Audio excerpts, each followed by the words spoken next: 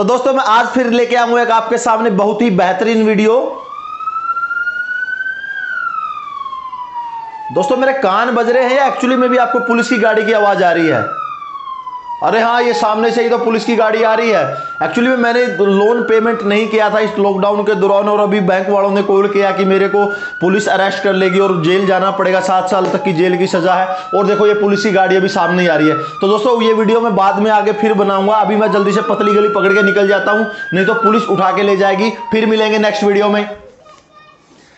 Tang Tang. तो दोस्तों ऐसी सेम कंडीशन हो रखी है हमारे जितने भी बोरोवर हैं जिन्होंने लोन ईएमआई पेमेंट नहीं की है इस लॉकडाउन के दौरान। जितने भी बैंक, एनबीएफसी कंपनी है, जहां से भी उन्होंने लोन ले रखा है, वहां से या तो डायरेक्टली लोन रिकवरी एजेंट का कॉल आता है, या बैंक के रिप्रेजेंटेटिव का कॉल आता है, या फिर कॉल आता है एनबीएफसी कंपनी की तरफ से कि आपने इतने रुपए का लोन ले रखा था लेकिन ये लोन का जो अमाउंट है अभी तक पेड नहीं किया, या तो आप लोन की अमाउंट पेड कर दीजिए, नहीं तो आपके अगेंस्ट लीगल एक्शन होगा और 7 साल तक की जेल, 14 साल तक की जेल, इस तरह की स्टेटमेंट आपको सुनाई दे रही होंगी। यहां तक कि बहुत सारे फेक कॉल भी आते हैं कि हम फलाने पुलिस स्टेशन से बोल रहे हैं, हम आपको अरेस्ट करने आ रहे हैं, अभी तुरंत लोन, अभी आपके पास 2 घंटे का टाइम है, 2 घंटे के अंदर अगर आप लोन पेमेंट कर देते हो तो इस पुलिस एक्शन को हम यही रोक देंगे, नहीं तो 2 घंटे के बाद पुलिस आपके घर पर आ जाएगी और आपको अरेस्ट कर लेगी। लेकिन ऑन ग्राउंड दोस्तों रियलिटी कुछ हो रही है। अगर आपका कोई भी लोन ईएमआई चला, चाहे किसी भी तरह का क्यों ना हो, अगर वो डिफॉल्ट हो जाता है तो ये क्रिमिनल ऑफेंस नहीं है, ये सिविल डिस्प्यूट में आ जाता है।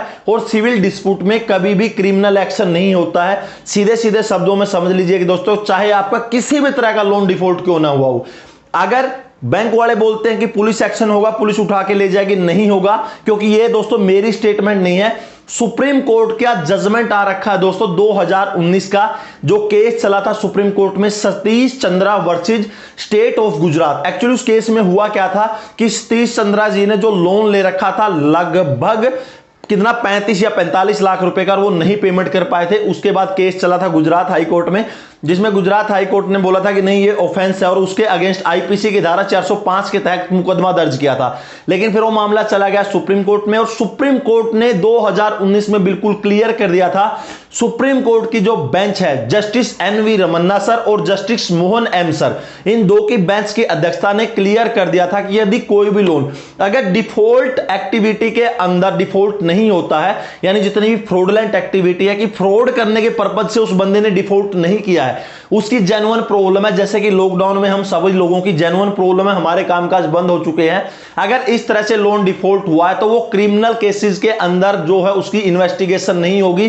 क्रिमिनल केस में उसको नहीं दर्ज किया जाएगा, यानी कि पुलिस का कोई भी रोल नहीं रहेगा। चाहे वो लोन ईएमआई सिक्योर हो, अनसिक्योर हो, किसी भी तरह का अगर लोन क्यों ना हो, उसके ऊपर किसी भी तरह का पुलिस एक्शन नहीं होगा। 2019 का सुप्रीम कोर्ट का दोस्तों जजमेंट है, Satish Chandra versus state of Gujarat, 27 lakh रुपए का लोन अमाउंट था, और जिसमें गुजरात हाई कोर्ट का जो ऑर्डर दिया गया था उसको सुपरसीड किया था सुप्रीम कोर्ट ने। आप नेट के ऊपर भी जाके ये सब चीजें पढ़ सकते हो। दोस्तों ये अपने दिमाग में बिठा लीजिए कि चाहे आपका किसी भी तरह का लोन क्यों ना हो, चाहे कितना भी डिफॉल्ट क्यों ना हुआ, सिर्फ एक कंडीशन रहती है उसमें, अगर आपको अगर लीगल नोटिस भी आ रहे हैं, चाहे एडवोकेट के थ्रू आ रहे हो, चाहे बैंक के थ्रू आ रहे हो, वो आपके अगेंस्ट पुलिस एक्शन नहीं कर सकते। सिर्फ इसमें जो नेगोशिएबल इंस्ट्रूमेंट 138 है, यानी कि जो चेक बाउंस की धारा है, अगर आपका चेक बाउंस नहीं हुआ है, उसी कंडीशन में रहते हैं कि 2 साल तक की जेल है, डबल जुर्माना है, दोनों हो सकते हैं, सिर्फ एक केस को छोड़कर कि आपका जो है चेक बाउंस ना हुआ हो। कई बार क्या होता है कि जब आप लोन लेते हो तो चेक दे देते हो ना बैंक को, ब्लैंक चेक या सिक्योरिटी चेक, कि लो भैया ये ब्लैंक चेक ले लो और मेरे को लोन दे दो। अगर उस केस में अगर बैंक ने वो चेक लगा दिया होगा, अगर वो डिफॉल्ट हो गया होगा, उस केस में रहता है कि वो लीगल एक्शन ले सकता है, जिसमें कानूनी कार्रवाई होती है, क्रिमिनल एक्शन उसके ऊपर हो सकता है। सिर्फ डिफॉल्ट जितने भी आपके लोन अगर इसके अलावा हुए तो उसमें किसी भी तरह का पुलिस का कोई भी इन्वॉल्वमेंट नहीं रहता। बस आपके जितने भी लोन डिफॉल्ट हुए हैं वो फ्रॉडलेंट एक्टिविटी के अंदर ना हुए हो, यानी कि ऐसा ना हो कि आपने कोई फ्रॉड करने के चक्कर में उसको डिफॉल्ट किया हो, उस कंडीशन में नहीं। अगर आपकी जेन्युइन प्रॉब्लम है तो कोई भी पुलिस अगेंस्ट आपके एक्शन नहीं ले सकती। हाँ, दूसरे एक्शन आपके अगेंस्ट हो सकते हैं कि आपको लीगल नोटिस दे सकते हैं, आपको कोर्ट के थ्रू नोटिस दे सकते हैं, या फिर जो निगोशिएबल इंस्ट्रूमेंट एक्ट है वो दूसरी कंडीशन में आ जाता है, या फिर आपके अगेंस्ट सरफेसी एक्ट, ये सब कुछ कर सकते हैं, लेकिन पुलिस का इन्वॉल्वमेंट नहीं रहता, ये 100% श्योर कर लीजिए। अगर आपको भी किसी बैंक, एनबीएफसी कंपनी या कहीं से भी अगर लोन रिकवरी का आपके फोन आता है कि भैया आपके अगेंस्ट पुलिस एक्शन होगा, तो इंटरनेट पे जाइएगा, टाइप कीजिएगा सुप्रीम कोर्ट जजमेंट